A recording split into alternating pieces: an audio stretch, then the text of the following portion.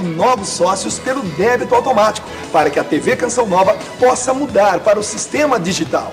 Se você ainda não é sócio pelo débito automático, ligue 12 31 86 2600. É você e a Canção Nova rumo à TV digital. Clube da Evangelização. Juntos promovendo o bem. Na TV Canção Nova, você pode participar ao vivo pelo celular. Fique atento e nos programas com interatividade SMS, envie uma mensagem de texto iniciando com as letras CN. Dê um espaço, escreva o seu recado e envie para 49400. Participe com a gente. Para outras informações, acesse sms.cançãonova.com. Interatividade SMS, seu espaço na TV Canção Nova.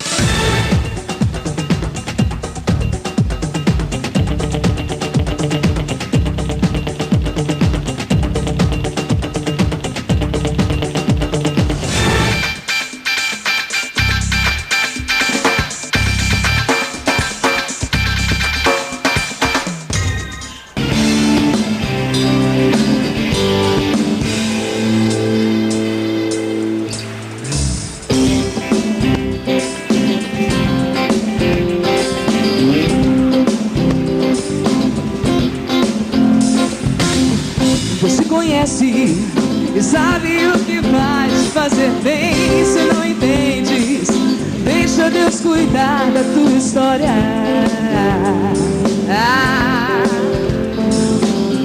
De que adianta planejar toda a tua vida agora? Pra cada passo existe um tempo, existe uma hora. Quero ouvir, vai lá! Ele vai te orientar. Confia, espera no Senhor e tem coragem. O importante é caminhar. Deus, Ele vai te orientar. Deus, confia tudo para. Espera no Senhor e tem coragem. O importante é caminhar. Segura na palma pra ficar bem bonito.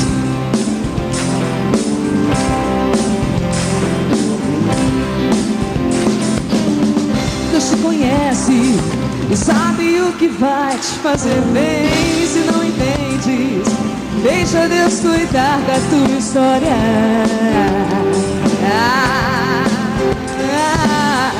De que adianta planejar toda a tua vida agora?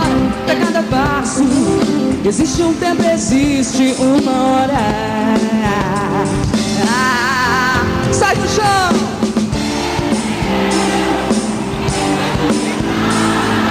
Deus, espera no Senhor e tem coragem. O importante é caminhar.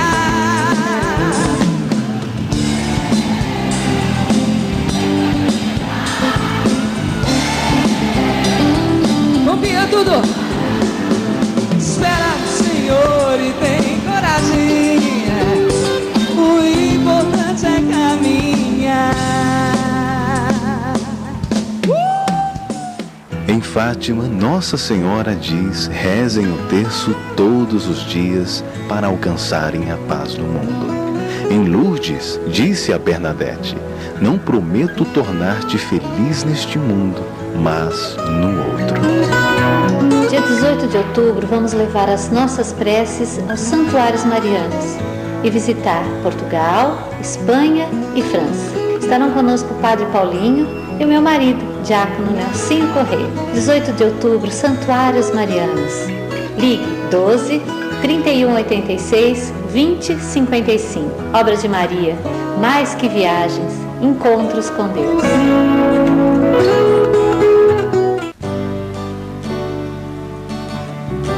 TV Canção Nova, 20 anos, um programa de vida. Programa livre para todos os públicos.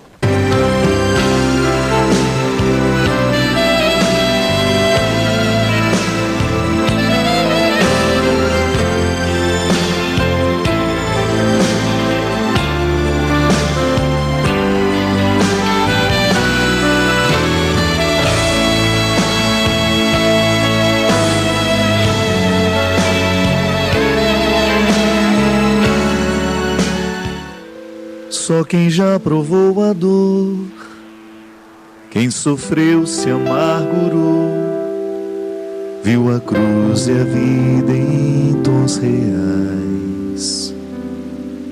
Quem no certo procurou, mas no errado se perdeu, precisou saber recomeçar. Só quem já perdeu na vida sabe o que é ganhar, porque encontrou na derrota algum motivo pra lutar. E assim viu no outono a primavera, descobriu que é no conflito que a vida faz crescer,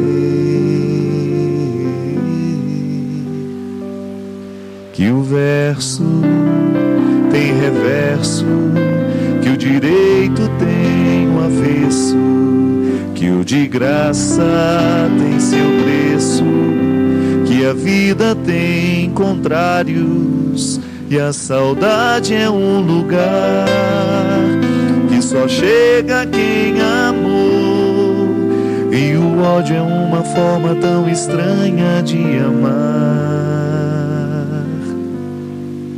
que o perto tem distâncias, que o esquerdo tem direito, que a resposta tem pergunta, e o problema a solução, e que o amor começa aqui, no contrário que há em mim, e a sombra só existe quando brilha alguma luz. Só quem soube duvidar pôde enfim acreditar, viu sem ver e amor sem aprisionar. Quem no pouco se encontrou aprendeu a multiplicar, descobriu o dom de eternizar. Só quem perdoou na vida sabe o que é amar, porque aprendeu que o amor só é amor se já provou alguma dor. E assim viu grandeza na miséria, descobriu que é no limite que o amor pode nascer, que o verso tem reverso, que o direito tem o avesso, que o de graça tem seu preço, que a vida tem contrários, e a saudade é um lugar que só chega quem amou, e o ódio é uma forma tão estranha de amar, que o perto tem distâncias, que o esquerdo tem direito, que a resposta tem pergunta, e o problema a solução, e que o amor começa aqui, no contrário que há em mim, e a sombra só existe quando brilha alguma luz.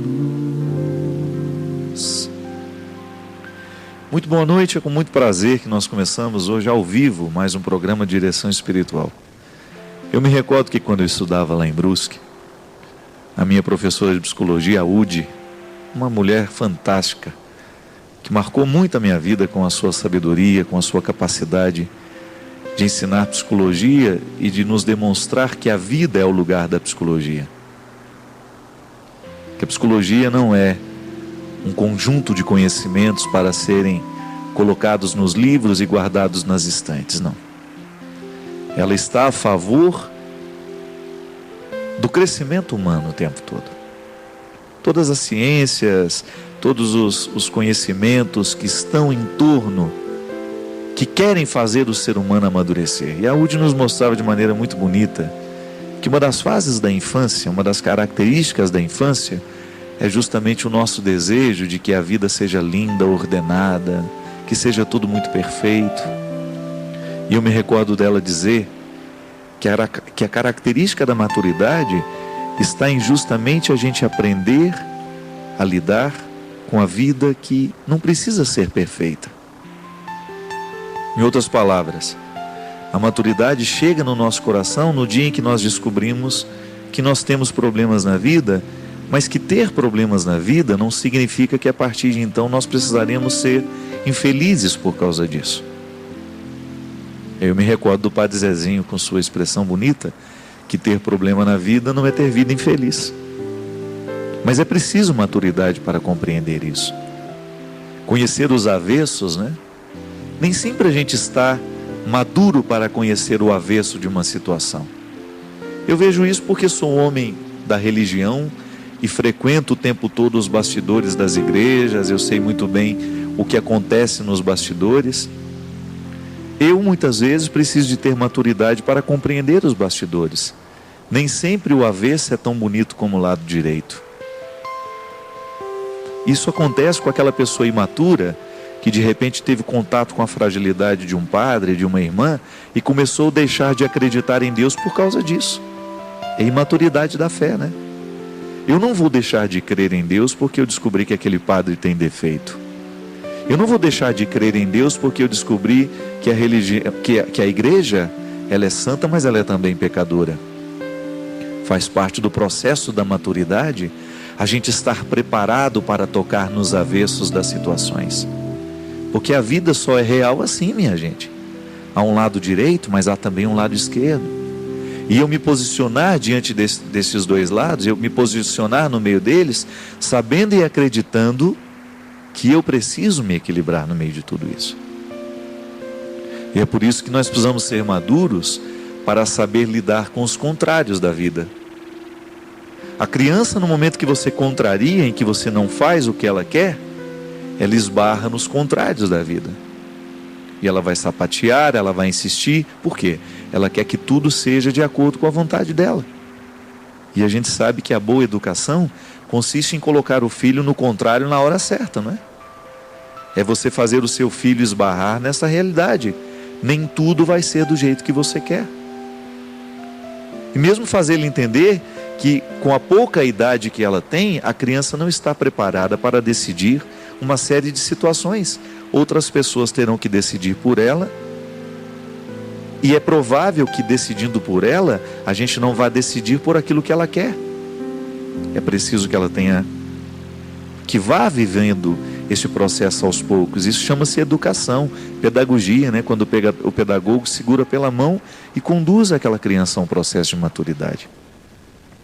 Minha gente, nós vamos morrer aí com idade avançada, se Deus quiser, né? 80, 90, sei lá, quem pode mais os 100 anos, vivendo ainda esse processo de aprendizado. Ninguém termina esse processo. Esse processo é infindável. Por quê? Nós sempre necessitaremos maturidade para lidar com os contrários da vida.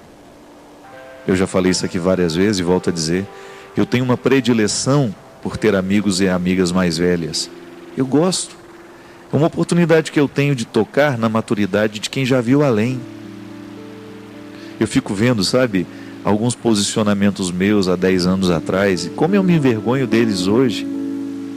Algumas coisas que eu falava, algumas coisas que eu acreditava, algumas posturas que eu tinha como certas, né? 10 anos depois já é um tempo suficiente para eu poder pensar, meu Deus, como é bom amadurecer. É como você olhar para aquela fotografia que você tirou há 10 anos atrás e você olha, meu Deus, como eu tinha coragem de ter um cabelo daquele, né? Não é assim? Você tem umas fotos assim, Cristian? Como é que eu tinha coragem de usar uma calça daquela, né? A gente faz isso. Esse é o deslocamento do tempo. É a bonita experiência de você se olhar com aquilo que a filosofia chama de distanciamento.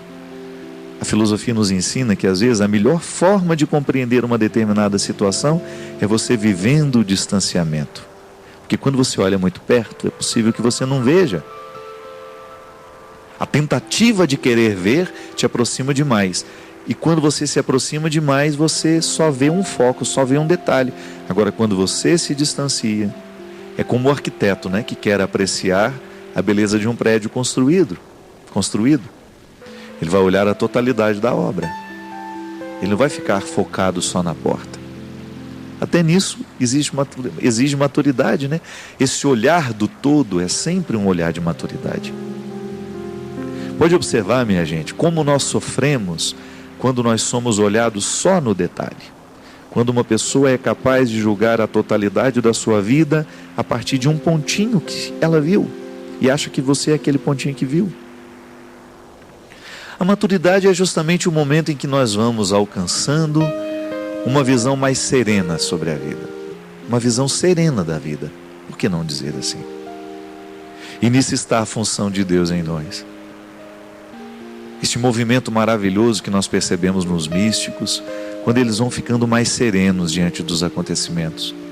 Quando eles deixam de eleger as bobagens como fundamentais, aquelas coisinhas bobas que às vezes tomam conta da nossa vida, né? Aquelas preocupações mesquinhas que às vezes ocupam tanto a nossa cabeça, tanto a nossa mente. Falta de maturidade espiritual muitas vezes. Falta de saber eleger o bom da vida como verdadeira causa de alegria e como verdadeira causa de contentamento. O mesmo processo que a criança precisa passar para ser capaz de lidar com os contrários da vida, o velho também muitas vezes precisa, o jovem precisa, o adulto precisa. Por quê?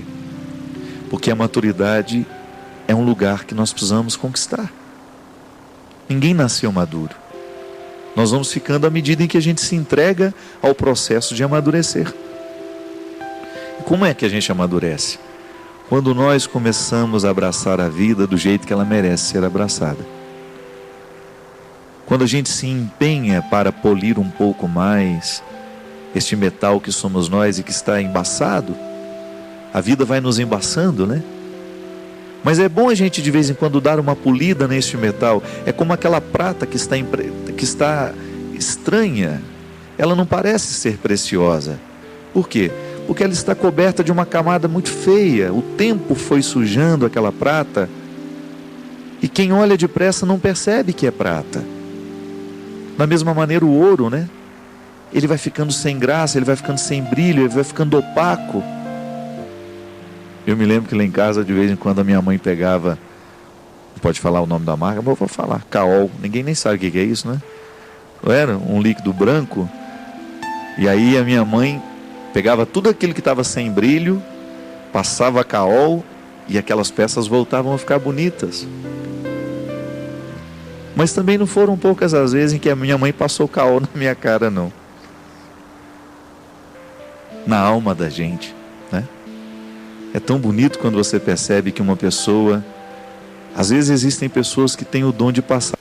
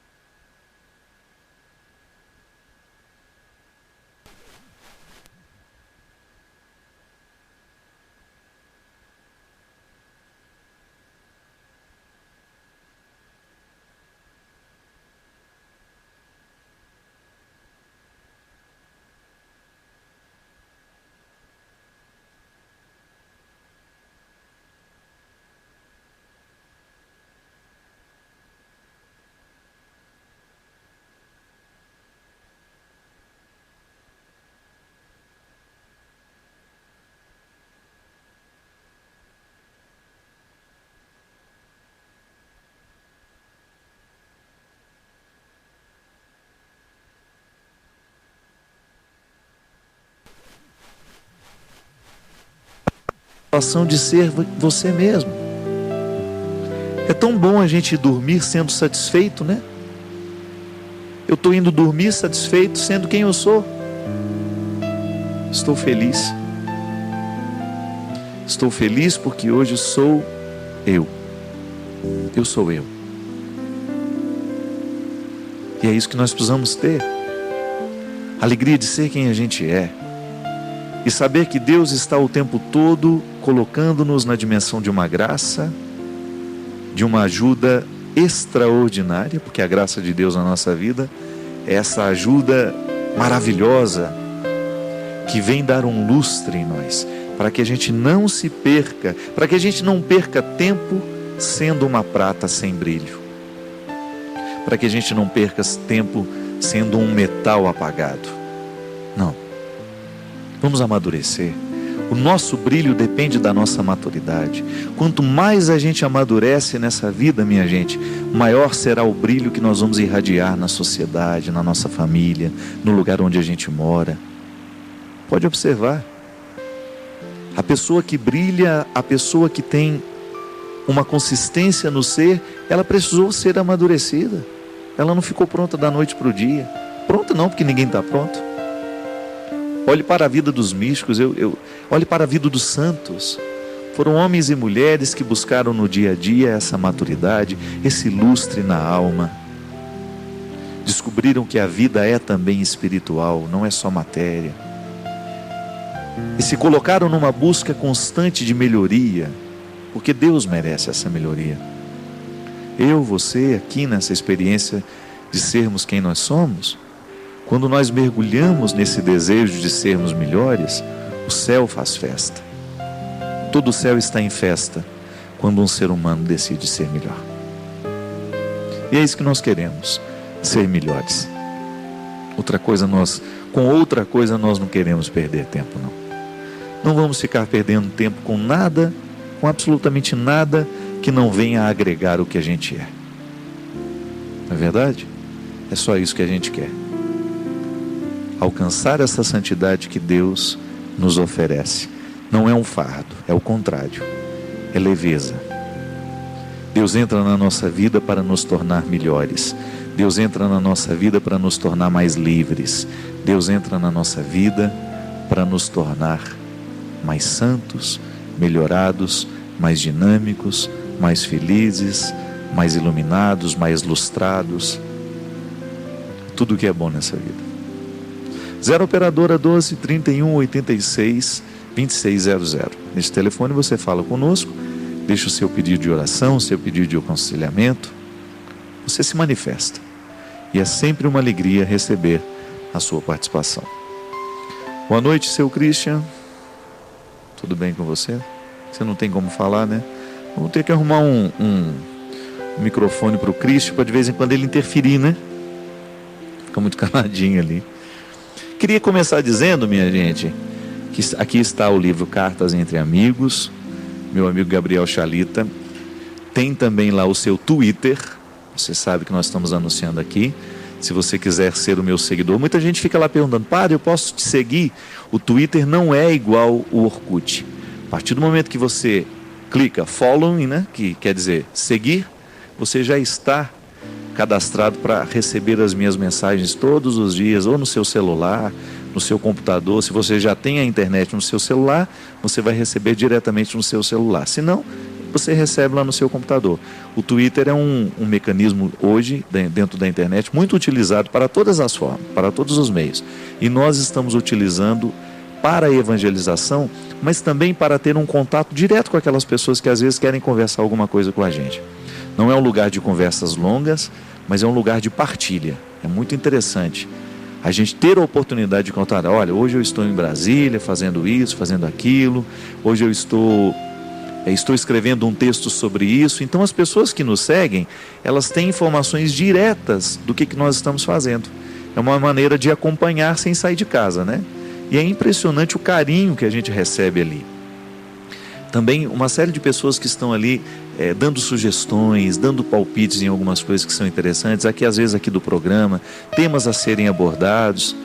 E eu e o Gabriel, nós estamos lançando nessa semana uma campanha que nós queremos receber de todos vocês que nos assistem e que também acessam o Twitter.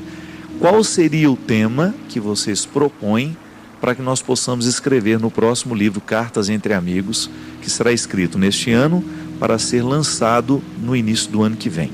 A gente está pretendendo lançar para o Dia das Mães no ano que vem, pela editora Ediouro também. Então, se você entra no meu Twitter, que é PE Fábio de Mello, né, abreviatura de padre, letra P de pato, E de escola, Fábio de Mello. Esse é o meu oficial. Os outros não são meus. Às vezes tem lá Padre Fábio de Mello, mas não sou eu. Esse sou eu mesmo. Se você entra, você vai me seguir de verdade. Não tem ninguém falso inventando história ali, não. E você entra no meu, você vai descobrir o Gabriel Chalita, porque eu sigo o Gabriel Chalita. Eu recebo as mensagens do Gabriel todos os dias em casa. Aí você segue o Gabriel também e você vai nos ajudar a fazer o novo livro Cartas Entre Amigos. Interessante isso, não é? Eu fiquei sabendo outro dia que o presidente Barack Obama começou a sua campanha no Twitter, não é? Foi o grande responsável pela socialização das ideias dele. E a gente usa esse espaço para evangelizar também, gente. A gente sempre posta alguma frase, uma palavra para ajudar no processo espiritual. Padre Fábio, tenho escutado comentários a respeito da não existência do demônio como ser espiritual, mas sim que nós o teríamos dentro de nós, uma batalha que travaríamos conosco nas escolhas que fazemos entre o bem e o mal. Dentro da teologia cristã, qual seria a melhor explicação que poderíamos dar às pessoas que nos perguntam sobre as diferenças entre diabo, demônio e Satanás? Agradeço antecipadamente a gentileza e a resposta. Eu começaria te respondendo, querida Sandra, né, lá de Curitiba, que uma das principais artimanhas do diabo é justamente fazer a gente pensar que ele não existe, né? O catecismo da Igreja Católica nos afirma, a teologia nos afirma a existência do demônio. Então ele existe. E como é que ele age? Ele age com um processo de sedução. Ele vai nos mostrar, ele vai tomando posse de realidades no mundo. Eu sempre gosto de compreender a ação do diabo assim. Ele se apodera de algumas determinadas situações que são naturalmente más, e ele vai nos seduzindo para a gente fazer parceria com aquelas situações. Eu não tenho dúvida, por exemplo, de que a cocaína é um instrumento do diabo no mundo. Por quê? Porque ela mata, ela gera tristeza, ela gera vícios, ela gera dependência. Então tudo aquilo que você reconhece como algo que vem desagregar o ser humano, que vai retirar a dignidade do ser humano, é naturalmente maligno. Agora, eu nunca vi a cocaína correndo atrás de uma pessoa, você já viu? Não. É a gente que corre atrás dela. E nisso está o processo de sedução que o diabo faz. Eu gosto de dizer, o diabo existe? Existe. Mas sabe qual é a comparação que eu gosto de fazer? É um cachorro bravo, mas está amarrado. Ele está amarrado, mas ele late. E ele atrai. E ele vai seduzindo a gente para que a gente se aproxime até que ele morda na gente. E a partir do momento que ele nos morde, ele pode muitas vezes entrar dentro do nosso coração através de situações, de pessoas. Então a gente precisa tomar muito cuidado quais são as parcerias que nós estamos fazendo no nosso dia a dia. Parceria, minha gente, não é só com pessoas, mas é também com mentalidades. Por exemplo, nós temos no nosso país uma reflexão sobre o aborto. Eu acho que é tão cruel a gente pensar o aborto sob qualquer que seja a possibilidade. Ah, padre, mas é fruto de um estupro, não importa. Eu acho extremamente doloroso admitir que num país que se diz cristão, ainda exista a possibilidade de trazer a lei do aborto, que legaliza o aborto. Isso é diabólico. Porque é uma realidade radicalmente contrária aos princípios do Evangelho. Nós estamos negando a vida, nós estamos negando o valor da vida, nós estamos dando o direito de alguém matar um ser humano que está sendo concebido inocentemente dentro de um ventre. Aquela criança não tem culpa de nada. Tá certo, foi vítima de um estupro, de uma violência, tudo bem. Mas aquela criança, ela não está participando desse processo. Ela não escolheu vir assim. Ela aconteceu ali. E se a gente esquece que aquela criança tem direitos próprios, nós começamos a agir de maneira diabólica em cima dela. E são muitas as mentalidades, minha gente. Talvez você agora esteja pensando, é verdade, eu muitas vezes acredito que o aborto seja uma coisa legal. Por quê?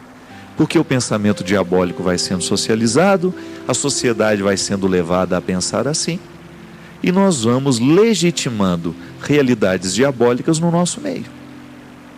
E muitas vezes nos justificamos, porque nós queremos ser justos, aquela mãe não merece isso, tudo bem. Você vai fazendo pacto com uma mentalidade que você não tem como negar que é naturalmente diabólica. Então o diabo, ele vai gritar, ele vai fazer barulho, agora somos nós que vamos acatar o que ele quer. Não é verdade? Então o que nós precisamos fazer para neutralizar a presença do diabo no mundo? É a gente não fazer pacto com ele. Eu já dei aqui o exemplo da fofoca, né? Através daquelas frases que a gente deveria fazer. O que você vai me contar é verdadeiro? Lembra dessa história? O que você vai me contar vai me ajudar em alguma coisa? Até que você chegue à conclusão. Então, se não é verdade, se você não tem certeza que é, se você não vai me ajudar, se isso não vai transformar absolutamente nada, para que você acha que eu quero saber isso? Isso é uma forma que você tem de neutralizar o que é diabólico, porque às vezes o diabo age através de fofocas. Quantas pessoas você já viu sendo destruídas? A internet mesmo. A internet ela tem uma facilidade, uma capacidade de denegrir pessoas que é uma coisa absurda. Você entra nesses sites não entra não precisa entrar não. Você sabe que nesses sites de fofocas existem o tempo todo pessoas que são pagas para criar isso, contenda. Não estão comprometidas com a verdade.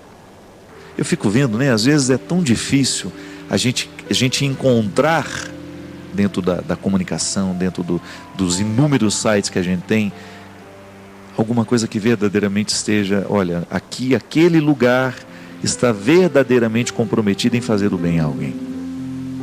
Então o diabo vai entrando onde ele pode. E o pior é a gente descobrir que às vezes ele passa por nós.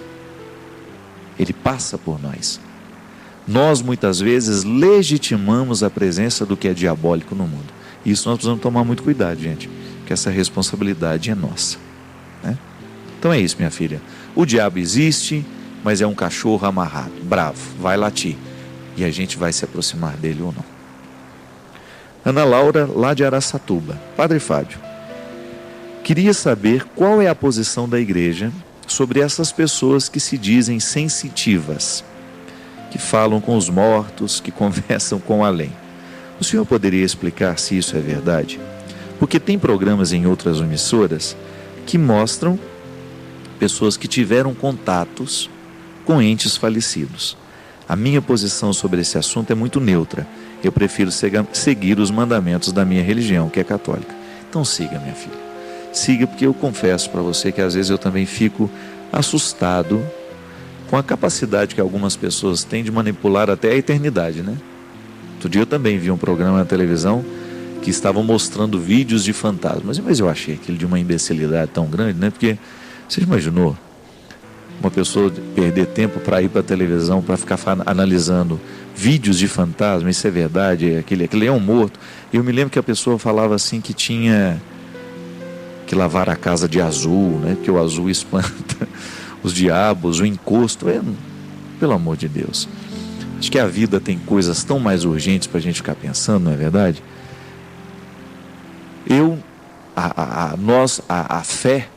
A fé cristã não acredita que nós possamos nos comunicar com os mortos.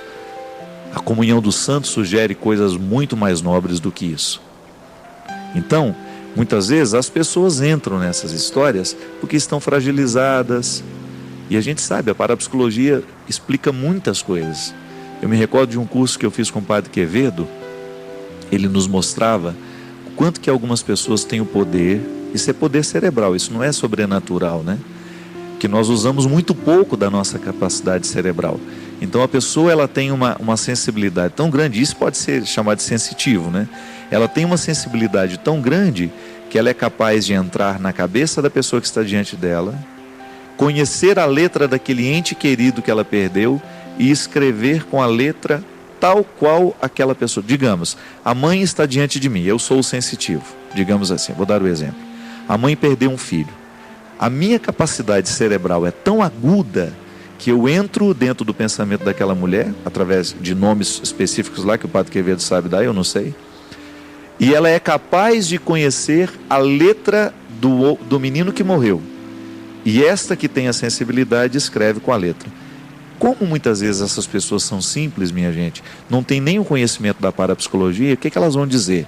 Que isso é um dom de contato com os mortos. E isso muitas vezes não é nada mais, nada menos do que um cérebro mais evoluído. Isso, o Padre Quevedo mostrava isso, dentro dos cursos que ele dava. A capacidade que ele tem de mover um objeto de lugar, mostrava vídeos mesmo. Só que quando as pessoas simples pegam esses vídeos, não têm conhecimento da parapsicologia, o que vai entender? Isso é um fantasma, isso é isso, isso é aquilo. Mas a vida é muito mais do que... A vida é boa demais para a gente ficar perdendo tempo com essas coisas, não é verdade? Eu particularmente não gostaria de ficar sabendo nada lá do outro lado, que vai tirar a minha espera, não é? Nós já escutamos falar, tanta gente, tem contato com os mortos, tem contato com isso, tem contato com aquilo. O que isso modifica na vida da pessoa que tem contato com os mortos? Né? Vamos viver bem a nossa vida, a nossa fé não nos permite crer assim. Você pode até respeitar o outro que crê diferente, mas se você é católica e não sente necessidade de acreditar nisso, você está num caminho muito correto, né? Não vamos ficar perdendo tempo em ficar querendo descobrir o como é do outro lado, se a gente ainda nem aprendeu como é que é esse lado de cá, né? Então, antes da gente se preocupar demais com o que vai ser depois da morte, vamos preocupar um pouco mais como é que pode ser a nossa vida. Isso sim agrada a Deus. Nós vamos para um rápido intervalo e daqui a pouquinho a gente volta com o programa Direção Espiritual.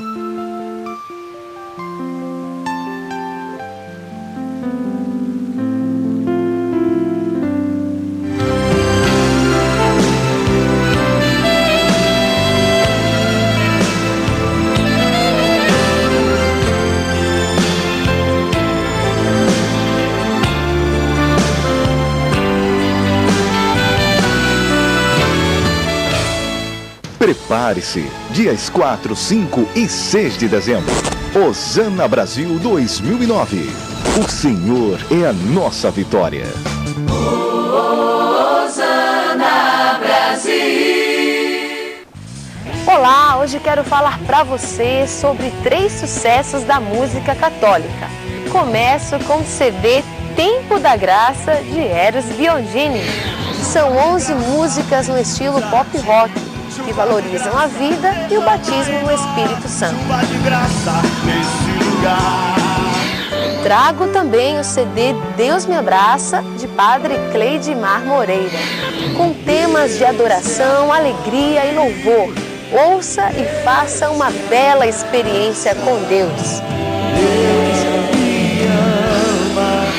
Bem, e nesta seleção, Diácono Nelsinho Correia não pode faltar. Seu primeiro DVD tem ritmos variados e a participação de grandes nomes da música católica. Produtos Canção Nova, presentes que transformam vidas. Receba no seu celular mensagens de direção espiritual, enviando um torpedo com as palavras CN, espaço, direção para o número 46991. Mensagens que conduzem ao amor de Deus. Envie um torpedo com as palavras CN, espaço, direção para o número 46991. Torpedos Canção Nova. Mensagens que evangelizam. O último domingo do mês de agosto é o dia do catequista, um anunciador da palavra, que leva a diversos corações a verdadeira vida nova em Cristo. Parabéns a todos os catequistas do Brasil por fazerem parte da história da salvação de milhares de pessoas.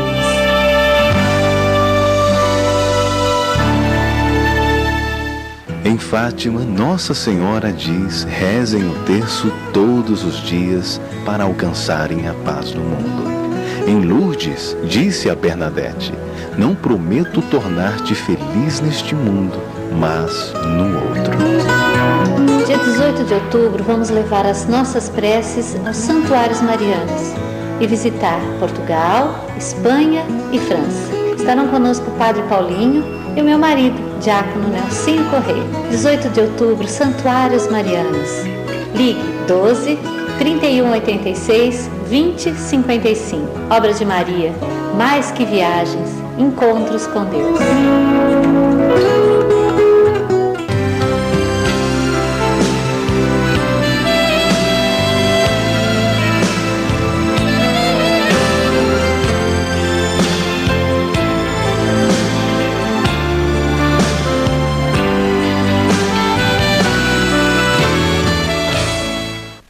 Nós estamos de volta com o programa Direção Espiritual.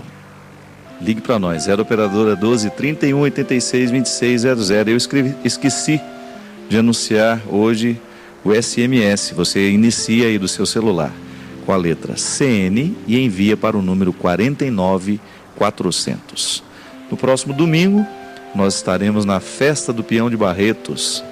Primeira vez que eu vou na festa.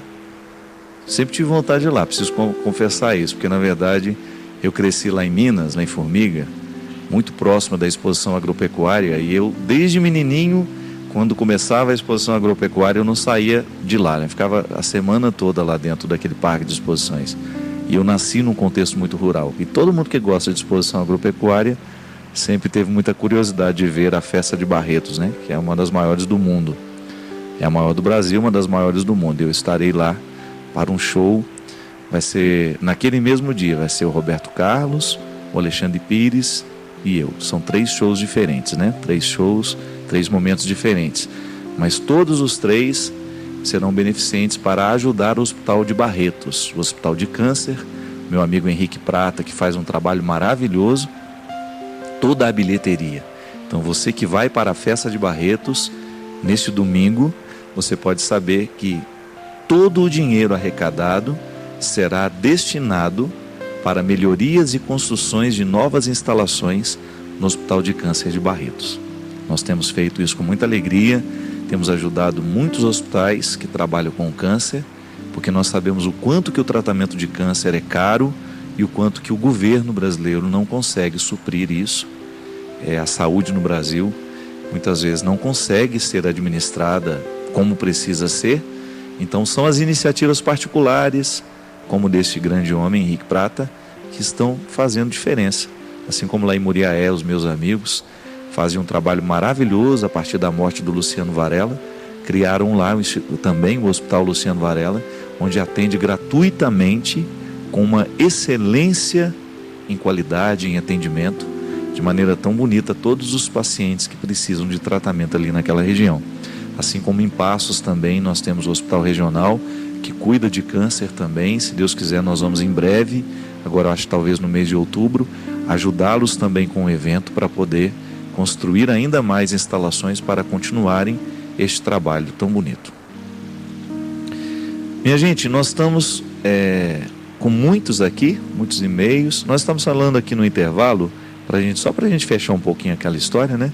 O Christian estava dando um exemplo de algumas coisas que ele viu também, que ele consegue mirar, que ele considera milagres, né? E ele estava perguntando, padre, quando é que a gente sabe, né, que isso é milagre ou isso é força da mente? Isso aqui é muito interessante. O padre Quevedo é um homem que estudou muito a parapsicologia. Mas eu me recordo que naquela semana que o padre Quevedo ficou conosco lá em Taubaté, porque ele deu esse curso na faculdade, a gente descobriu um outro lado do padre Quevedo que a gente não conhece, porque a gente não convivia com ele, só via o padre Quevedo da televisão. Eu ficava impressionado do quanto que aquele homem era um homem de oração. Quanto vira e mexe, dava uma folguinha lá nos intervalos, eu o via lá diante do sacrário, fazendo as suas orações, as laudes, né, que são as orações obrigatórias de todos os religiosos e padres, ele lá com seu breviário, rezando todas as horas que tinha que rezar.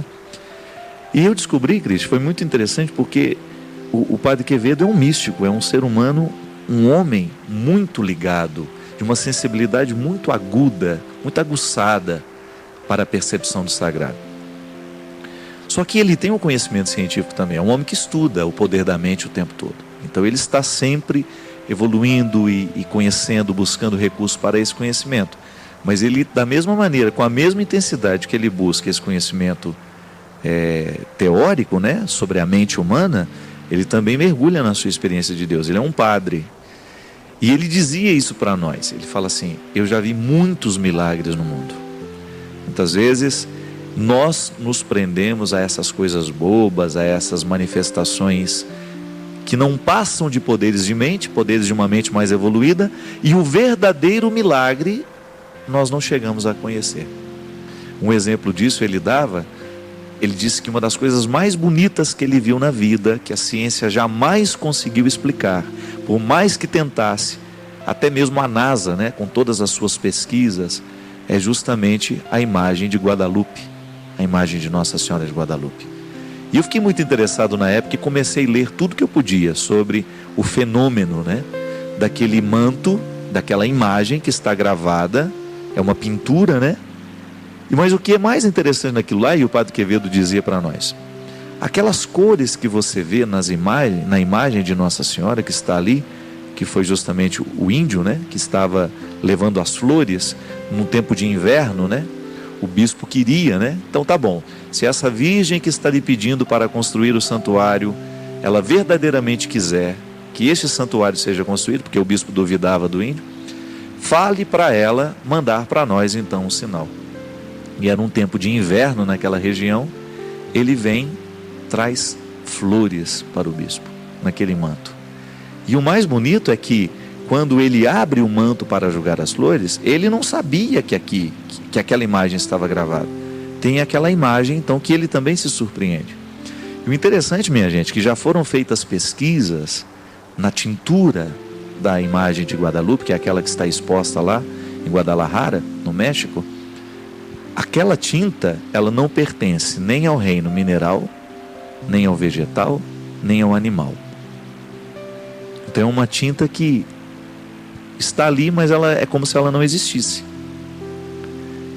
E aquele quadro, aquela imagem, ninguém consegue detectar, identificar qual é a composição daquelas tintas. Elas não pertencem, como já disse, a nenhum dos reinos. E aí você tem um fenômeno ainda mais interessante, porque quando a NASA começou a identificar, a estudar aquele quadro, começaram a radiografar inúmeras vezes, multiplicar aquilo para tentar chegar à origem daquela tinta, como é que essa pintura está aí, né? Como é que ela pode ser fixada neste lugar, que é tão frágil esse tecido também, e ele ter durado tanto tempo, ter vencido tantas coisas, ter passado por tantos processos, né? E aí quando chegaram, foram radiografando, descobriram uma coisa fantástica, que a temperatura daquele quadro oscila 36,5, a pele da imagem. Imagina isso? Então ela tem temperatura humana de quem está vivo. Gente, nós não estamos inventando essa história. Isso é um fato. Você pode jogar aí no Google e pesquisar aí o milagre de Guadalupe, que você vai ter essas informações com um pouco mais de precisão, porque eu estou falando uma coisa que eu ouvi há 7 anos atrás, eu não tenho nem tanta precisão mais, são coisas que eu me lembro dele ter falado. E depois, quando começaram a fotografar os olhos da Nossa Senhora, descobriram que dentro da pupila dilata no momento que joga a luz naquilo. Como se estivesse um olho vivo ali. E o mais interessante, na retina daquela, imagina isso, vai aumentando, na retina daquela imagem, porque você sabe que o que você está enxergando fica projetado na sua retina, né? Um processo que eu também não sei entender, mas é mais ou menos assim. Você está dentro dos meus olhos, né? Ou eu estou dentro dos seus, uma coisa assim. E conseguir identificar que na retina, na pupila ali daquele olho, existe a imagem de um bispo assustado olhando. Imagina isso. Aí o Padre Quevedo, ele conta essa história, ele se emociona muito, porque ele tem um carinho muito grande por esse fenômeno de Guadalupe. E ele sabe detalhes. Se você um dia tiver a oportunidade de ouvi-lo, ouça a maneira, a riqueza de detalhes que ele tem como cientista, como homem que estuda, a riqueza de detalhes que ele tem desse manto, dessa imagem, desse quadro. Então veja bem, aí ele sempre diz isso, né? Olha, são muitos os milagres que existem, mas nós ficamos sem conhecê-los. E nós corremos atrás de banalidades, de coisas bobas, de coisas ridículas muitas vezes. Muitas vezes a gente vê algumas coisas na televisão, gente, que são atentados, né, ao bom senso. Quando nós temos lá um líder religioso dando ordens que Deus haja, que Deus cure aquele paralítico, que Deus cure aquele cego. Se a gente olhar depressa, a gente não sabe quem é Deus ali naquela história, né? Se é a quem nós rezamos ou se aquele a quem rezamos deve obedecer a quem está rezando. Então, são coisas assim. E ele contava também histórias lindas assim de cura. Teve um homem que foi cirurgicamente, o câncer tomou conta dele. E o Padre Quevedo conta essa história, que foi retirado cirurgicamente pedaços do fígado, rim, pedaços do estômago, e que aquele homem foi dado como morto. A mulher sai do quarto, alguns minutos depois volta, o homem estava fumando um cigarro na cama. E aquilo que havia sido retirado cirurgicamente estava tudo intacto. Então veja bem, foi retirado, mas estava lá. Então são histórias, os milagres existem, muitas vezes, mas nós não chegamos a eles porque nós paramos em bobagens muito grandes, né? A fé, eu sempre digo isso, a fé não é certeza das coisas, porque é um passo sempre no escuro. Se você tiver certeza disso, então você não tem necessidade de fé.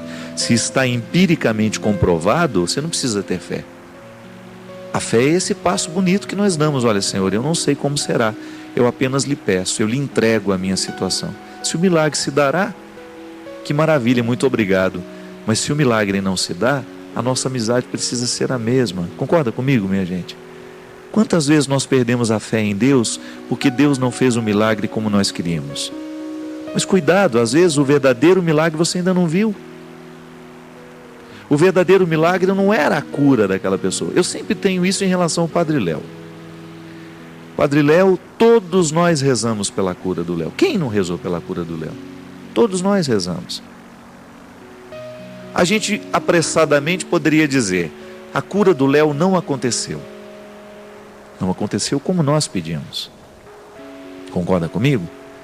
Ele não viveu, ele não sobreviveu ao câncer. Mas e o que aconteceu no coração do Léo durante o processo da doença dele? Você não acha que a sua prece chegou aos ouvidos de Deus e que Deus curou o Léo da melhor forma como ele precisava ser curado antes de deixar esse mundo? Minha gente, é muito relativo. Viveu 20, viveu 30, viveu 50, viveu 40. Nós somos muito apegados.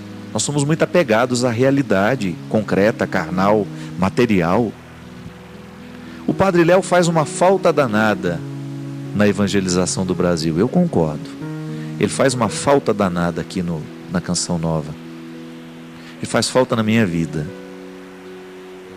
Quantas vezes em alguns momentos da minha vida eu gostaria que aquele ordinário estivesse ali perto para eu poder procurá-lo, materialmente, para ouvir aquela risada debochada dele quando eu contava as minhas misérias.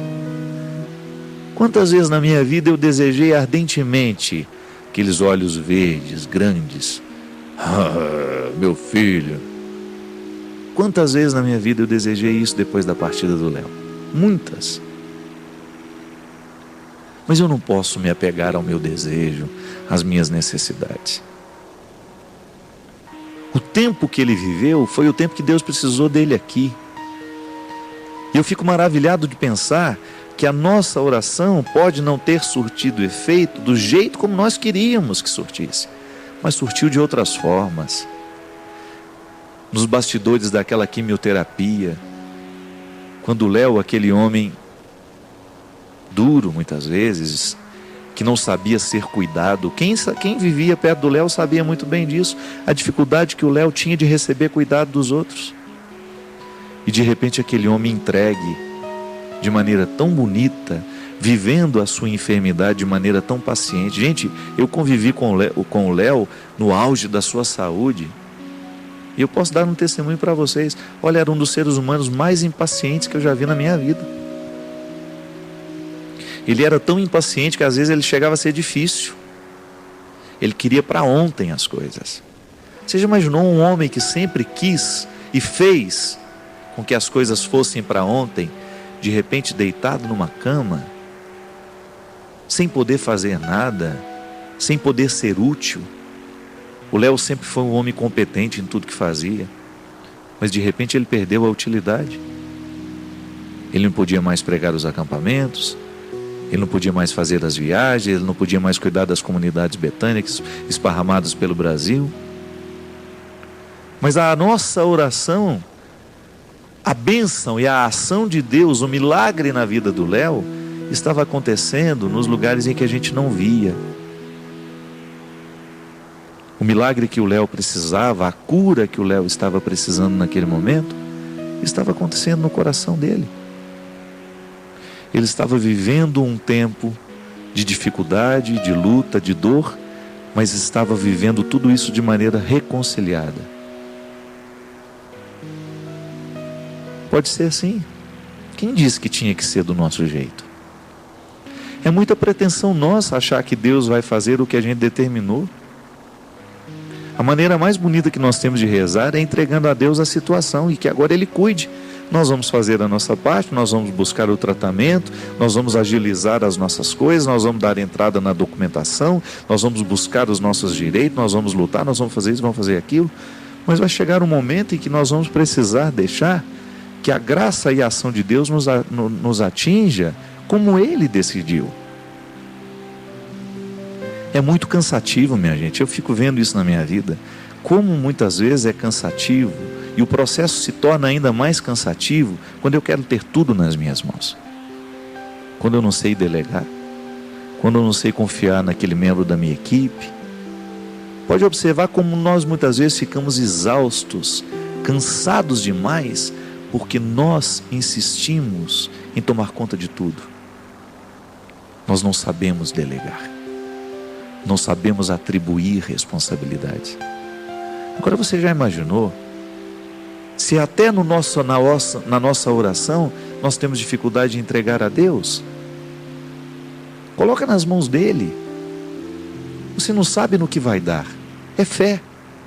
Porque se você soubesse no que daria, aonde você chegaria, o que seria, você não precisaria ter fé.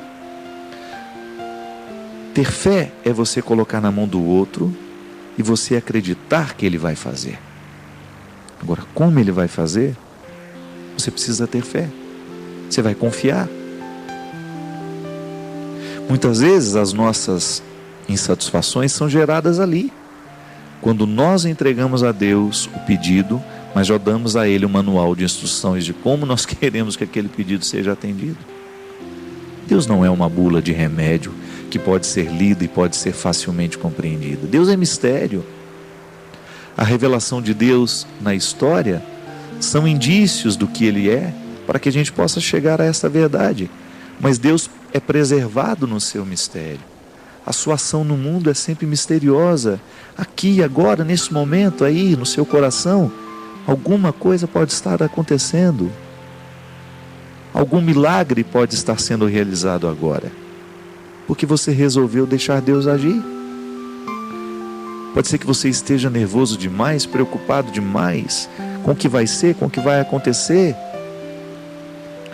Pode ser que você esteja desperdiçando muitas energias. Pode ser que você esteja rezando por uma pessoa e você esteja apavorada porque essa pessoa pode morrer a qualquer momento. Pode ser que você esteja com medo de perdê-la. Confie. Deus está do seu lado, não se sinta só nessa hora. O pior sentimento que nós podemos ter na vida é solidão, minha gente. E Deus quebra esse sofrimento, esse sentimento, cada vez que nós, de maneira madura, nos aproximamos dele, estendemos as mãos e acreditamos que ele sempre tem uma alegria para nos oferecer, um crescimento a nos proporcionar. É fé. É a oportunidade que nós temos de dar a Deus o direito de comandar a nossa vida. de nos ajudar neste processo de travessias, de andanças. Nós precisamos chegar lá. Deus quer a nossa maturidade, Deus quer o nosso crescimento. Mas para a gente chegar lá, nós precisamos segurar na mão dele, nós precisamos confiar que o lugar para onde ele vai nos levar é melhor do que o lugar onde a gente está hoje. Não tenha medo disso. Coloque-se nas mãos de Deus, coloque as realidades que você acha que estão pesadas demais sobre você, confie.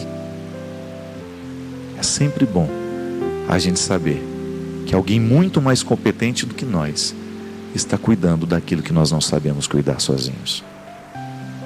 Isto é Deus, muito mais competente do que nós, porque só Ele sabe o que verdadeiramente pode fazer feliz o nosso coração. Derrame sobre você, sobre este coração que Deus quer feliz, a bênção dele, a bênção do Deus Todo-Poderoso, Pai, Filho e Espírito Santo. Amém. Muito obrigado pela sua companhia. Que Deus nos abençoe sempre. Que o verso tem reverso, que o direito tem um avesso, que o de graça tem seu preço, que a vida tem contrários e a saudade é um lugar que só chega quem amou, e o ódio é uma forma tão estranha de amar. Que o perto tem distâncias, que o esquerdo tem direito, que a resposta tem pergunta e o problema a solução, e que o amor começa aqui no contrário.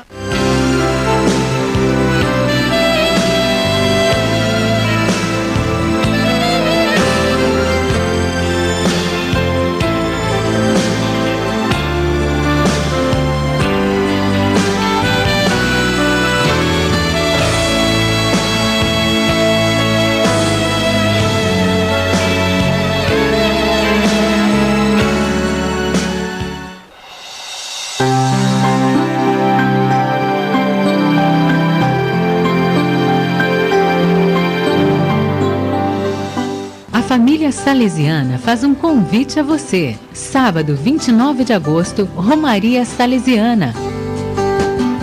O ponto de encontro será no Porto de Itaguaçu, em Aparecida, às 9h30 da manhã. Às 10 horas, começa a caminhada até o Santuário Nacional de Aparecida. Um momento de amor e devoção a Nossa Senhora. Participe! Família Salesiana em busca da salvação para os jovens. A seguir, em pauta.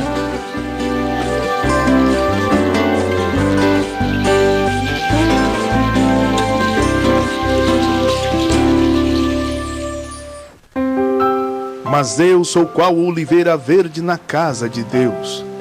Confio na bondade de Deus para sempre e eternamente. Salmo 52, versículo 8. Todos temos uma vocação e uma missão.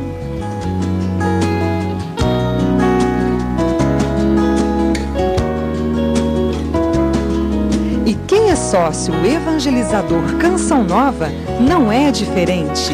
Você, sócio, é aquele que escutou o chamado de Deus e entendeu a necessidade da missão. Clube da Evangelização. Juntos, promovendo o bem. O Chip da CN Chama é um projeto da Canção Nova para trazer mais perto de você a palavra de Deus.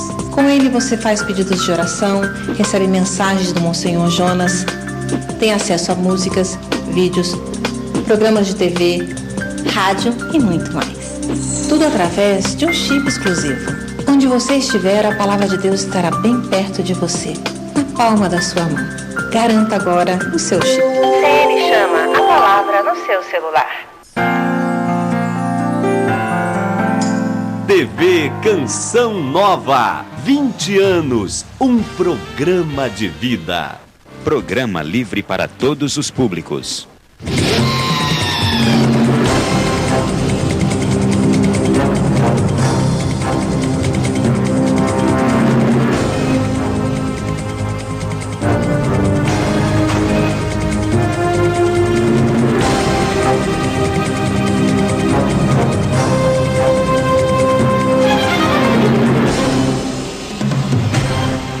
Encontramos novamente aqui no nosso programa Em Pauta, esse nosso encontro semanal aqui na sua TV Canção Nova.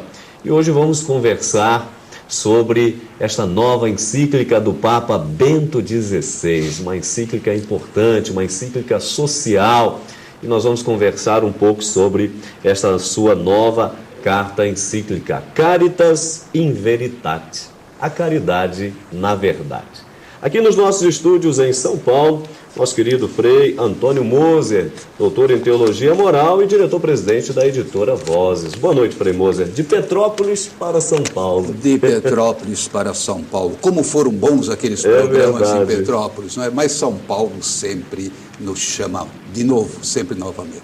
Não é? São Paulo é campo de trabalho, né, Frei Moser? É uma cidade que não para, é uma arquidiocese que está em plena ação missionária. E por isso nós convidamos para debatermos, tratarmos, aprofundarmos sobre esta importante encíclica social do nosso querido Papa Bento XVI, o nosso cardeal-arcebispo de São Paulo, Dom Odilo Pedro Scherer. Boa noite, Dom Odilo. Seja bem-vindo novamente ao Em Pauta. Boa noite, é um prazer estar aqui novamente e é bom tratar de um assunto tão importante e interessante como a encíclica do Papa Bento XVI. Dom Odilo, nós começamos a nossa conversa aqui para situar os nossos telespectadores, até porque normalmente as pessoas não estão muito habituadas com essa linguagem, né? Decretos, bulas, mensagens, encíclicas. E nós sabemos que ao longo dos tempos os papas sempre escreveram documentos, não é, para animar o povo de Deus, sobretudo em circunstâncias especiais. E o nosso Papa Bento não é diferente, não é? Então nós gostaríamos de entender um pouco mais, nesse início de programa, o que é uma encíclica, não é? E qual que é o seu peso para a igreja e para a sociedade? Bem, você bem mencionou que o Papa e a igreja fazem diversos tipos de documentos.